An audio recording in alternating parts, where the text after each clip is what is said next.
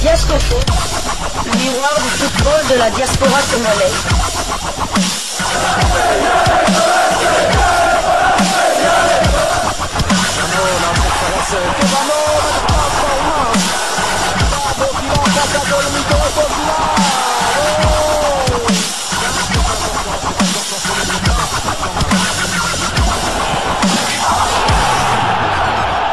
Diascofoot, le miroir du football de la diaspora congolaise.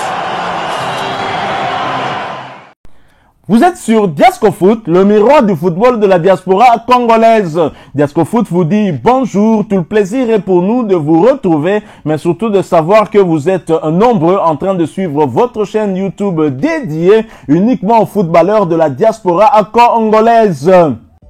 C'est l'heure de partager avec vous quelques news que nous avons pu récolter pour vous, des news concernant la tanière des léopards de la République démocratique du Congo, et cela dans le cadre de cette troisième livraison sportive de ce jeudi 16 janvier 2025. Une livraison qui nous conduit du côté du Kenya pour parler championnat d'Afrique des Nations. Comme lors de la dernière CAN en Côte d'Ivoire, le tirage au sort du CHAN 2024 place la République démocratique du Congo dans le même groupe que le Maroc, mais pas que. La RDC va retrouver un autre pays avec lequel elle avait partagé le même groupe avec le Maroc en Côte d'Ivoire. Et c'est le média Afrique Foot qui nous parle de ce tirage au sort qui a eu lieu hier et qui a déterminé les différents groupes pour le prochain championnat d'Afrique des Nations qui devait avoir lieu au Kenya, en Tanzanie ainsi qu'en Ouganda ce mois de février, qui pointe à l'horizon mais qui est désormais reporté pour le mois d'août prochain. Et c'est dans un article intitulé CHAN 2025, le Maroc avec la RDC, l'Algérie en stand-by, un groupe Sénégal-Nigeria, le tirage complet. La Confédération africaine de football CAF procédait ce mercredi au tirage au sort du CHAN 2025, l'équivalent de la CAN pour les joueurs locaux, au Kenyatta International Convention Center de Nairobi, au Kenya, au lendemain de l'annonce du report du CHAN 2025, initialement prévu en février au Kenya, en Ouganda et en Tanzanie, finalement décalé au mois d'août prochain. La CAF avait fait appel au Kenyan McDonald Mariga, ex-Inter Milan, à l'Ougandais Hassan Maswa et au Tanzanien Mrisho Ngasa pour effectuer le tirage au sort de cette 8e édition du championnat d'Afrique des Nations qui impliquera 19 sélections locales. Et les anciennes gloires ont eu la main lourde, notamment en tirant le groupe A. Celui-ci réservera en effet un choc entre les deux seules nations qui ont remporté le CHAN à 2 reprises, la République démocratique du Congo sacrée en 2009 et 2016 ainsi que le Maroc victorieux en 2018 et 2020. Ce groupe de 5 équipes comprend aussi le Kenya, l'un des pays hôtes ainsi que l'Angola et la Zambie, ce qui promet 2 derbys pour les Congolais, globalement une forte adversité dans ce que beaucoup surnomment déjà le groupe de la mort.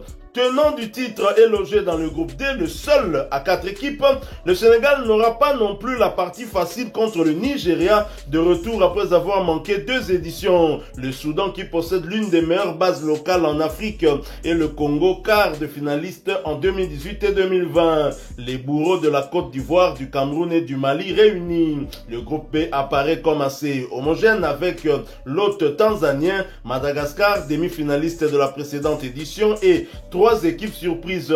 La Mauritanie qui a éliminé le Mali pour se qualifier, le Burkina Faso qui s'est offert le scalp de la Côte d'Ivoire et la Centrafrique qui a décroché une qualification historique en étant le bourreau du Cameroun. Un deuxième tournoi de qualification avec l'Algérie, l'Égypte, le Gabon. Reste enfin le cas du groupe C. Pour l'heure, seul l'hôte ougandais, le Niger, demi-finaliste début 2023, et la Guinée sont connus dans ce groupe qui accueillera les deux équipes qui valideront leur billet lors du deuxième tournoi de qualification. La CAF a annoncé ce mercredi que celui-ci opposera cette sélection à une date à déterminer. L'Algérie, les Comores, l'Égypte, le Gabon, la Gambie, le Malawi et l'Afrique du Sud. Toutes ces sélections avaient initialement décliné leur participation au CHAN avant de changer d'avis sous la pression de la CAF et en raison aussi de l'augmentation de 75% de la prime promise aux vainqueurs. Voici alors les différents groupes, les groupes du CHAN 2025. Groupe A, Kenya, Maroc, Angola, RD Congo, Zambie. Groupe B, Tanzanie, Madagascar, Mauritanie, Burkina Faso, Centrafrique. Groupe C, Ouganda, Niger, Guinée. Et nous attendrons le deuxième qualifié du deuxième tournoi qualificatif ainsi que le premier qualifié du deuxième tournoi qualificatif.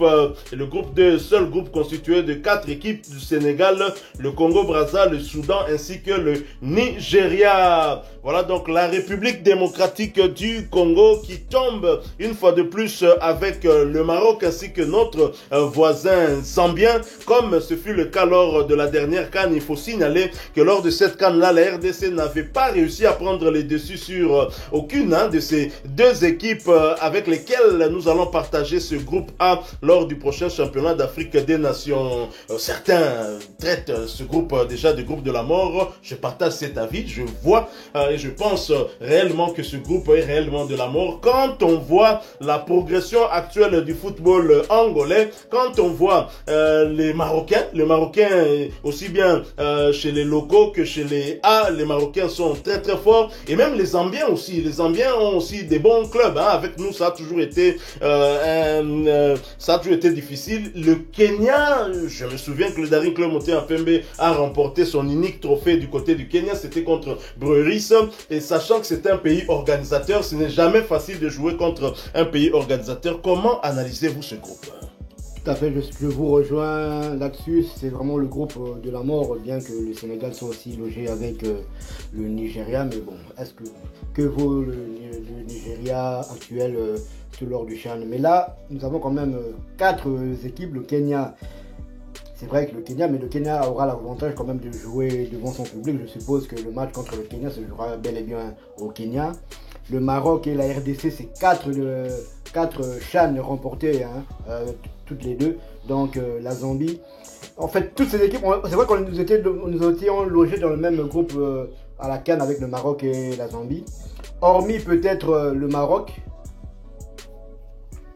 Certes, il y a des Zambiens, des Kenyans et des Angolais qui sont titulaires aussi chez les A, mais qui sont des locaux, contrairement à la République démocratique du Congo. Donc le satire qu'on va jouer contre la Zambie, il y aura l'équipe zambienne avec laquelle nous avons joué il y a un an à la CAN en Côte d'Ivoire, il y aura certains Zambiens qui vont évoluer dans cette équipe-là. De même pour l'Angola qu'on a vu brillamment du côté de la Côte d'Ivoire. Donc ça sera, et les championnats angolais et zambiens, ce sont quand même des championnats très très bien organisés. Je crains un peu, mais bon, on a quand même jusqu'au mois d'août pour pouvoir venir, mais c'est vrai que c'est un peu désordre avec les éliminations des équipes congolaises en Ligue des Champions à la 5e journée. On ne va pas se le cacher, hein, justement, la faiblesse du football congolais ces dernières années, alors que, à contrario, vous avez des pays comme l'Angola qui progressent, hein, et qui évoluent, et même au niveau de la Zambie, ça va être très très compliqué. C'est un groupe de la mort, je confirme bien évidemment, parce que 4 des 7 trophées de ce championnat d'Afrique des Nations sont détenus dans ce groupe A, dont 2 du côté de la République démocratique du Congo et 2 du côté du Maroc. Mais attention, le Maroc a gagné récemment, 2018 et 2020, alors que la RDC, c'est la première édition en Côte d'Ivoire 2009 et en 2016, c'était du côté de notre voisin. Donc, on aura 2 derbys dans ce groupe.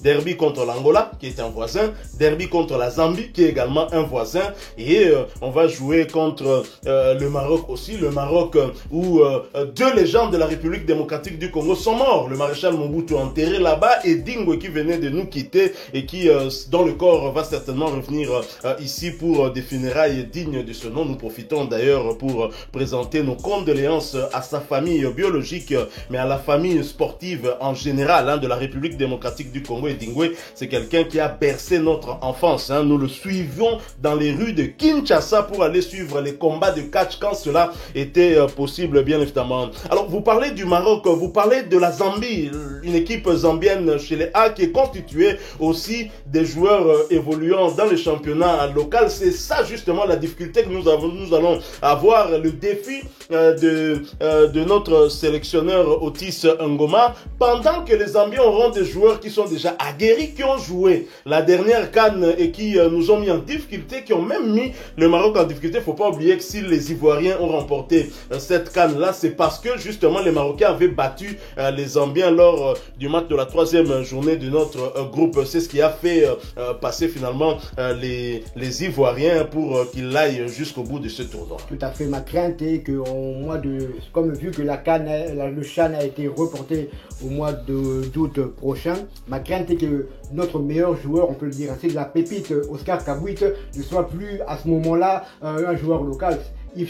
Imaginez-vous que Oscar Kabouit trouve preneur du côté de l'Europe ou quoi. Donc la RDC ne pourra peut-être pas compter sur Oscar Kabouit. C'est ça un peu compliqué, mais en tout cas on croise les doigts. C'est vraiment encore dommage qu'il y ait eu ce report. Si pour Oscar Kabouit c'est une interrogation, par contre ce n'en est plus une pour Ikanga Lombo, ancien sociétaire de l'SV Club et ancien du Daring Club Motema Pembe, qui vient de rejoindre le club de Young Africa, comme nous le rapportent nos confrères de Léopard Foot à travers une publication sur leur page officielle. Ikanga Lombo rejoint la Tanzanie, comme indiqué précédemment dans notre article. Jonathan Ikanga Lombo est officiellement un joueur de Young Africans. Le transfert a été officialisé hier par la formation de Dar es Salaam, qui n'a donné aucun détail sur celui-ci. Le désormais joueur de l'SV Club rejoint Maxime Pia, Jean Baleke et Shadrack Boka Isaka au sein des Yanga. Voilà déjà l'effectif de Léopard A' qui est déjà diminué, avec un ailier virevoltant qui aurait pu nous faire beaucoup de bien, mais qui s'en va déjà du côté de la Tanzanie. Et j'imagine que pour que nous arrivions jusqu'au mois d'août, il n'y aura pas qu'Oscar Kabouit. Nous risquons de perdre beaucoup de joueurs, surtout ceux qui ont fait partie de nos Léopards U20 et qui ont remporté le tournoi Unifac, qui finalement a fait que nous soyons qualifiés pour la prochaine CAN des U20. Nous allons très certainement perdre beaucoup de joueurs avec des difficultés que nous connaissons. Ça ne va pas faciliter les choses. En tous les cas, peut-être que ce report peut aussi d'un autre côté être une bonne chose pour détecter de nouveaux talents et essayer de composer un effectif qui pourra rivaliser avec les meilleurs du continent. Faut pas oublier que l'Égypte sera probablement de la partie, peut-être l'Algérie aussi. Donc cette fois-ci, pour gagner le CHAN, il faut l'IA Otonda. Heureusement que tu gagneras na bicho ali Botswana. Voilà, nous sommes arrivés à la fin de cette troisième livraison sportive de ce jeudi 16 janvier 2025. Bon, on va pas clôturer quand même sans faire un clin d'œil au troisième président de la République démocratique du Congo. Il s'agit de Laurent Désiré Kabila,